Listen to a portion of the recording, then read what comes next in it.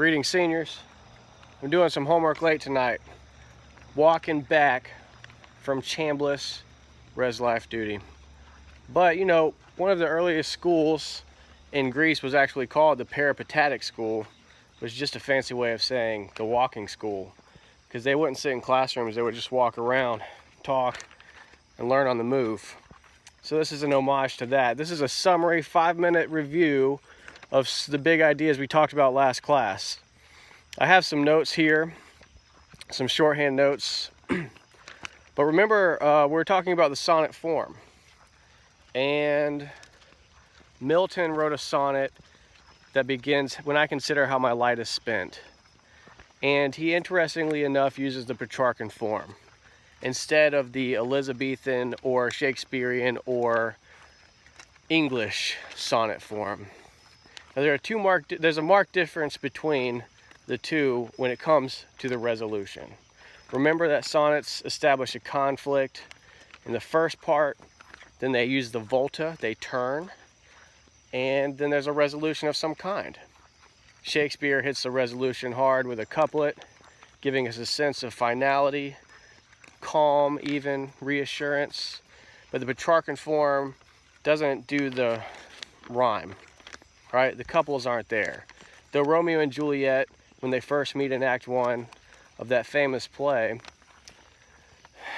resolve their initial meeting with a couplet, Petrarch's love was not so reciprocated. I don't think Laura was that interested in Petrarch.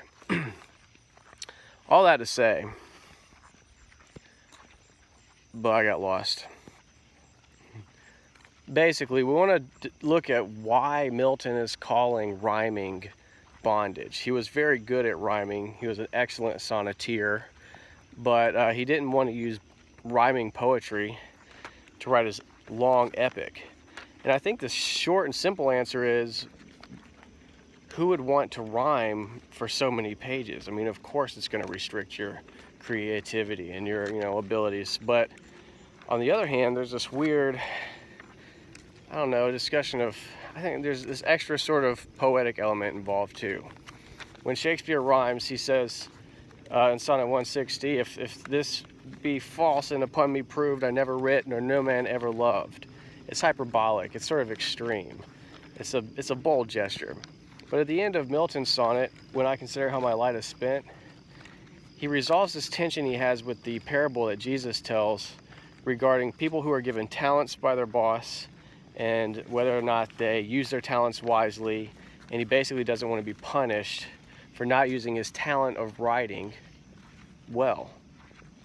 Doesn't want to go where there's weeping and gnashing of teeth, because how does a writer use his talents wisely if he's losing his eyesight?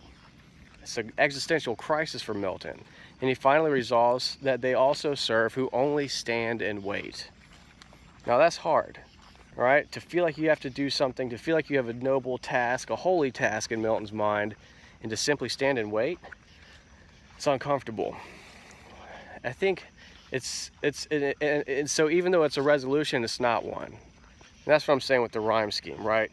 It's a resolution, but it doesn't really feel that comfortable. It's not a couplet. All right, I'm not reassured.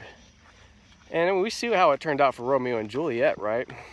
Maybe the idea of things resolving perfectly in a bow at the end is illusory.